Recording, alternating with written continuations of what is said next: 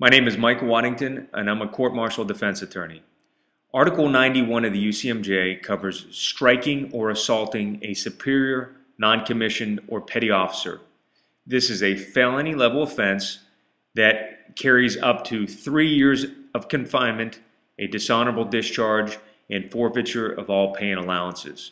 If you or a loved one are charged with striking or assaulting a superior commissioned or petty officer, then call our experienced military defense attorneys today.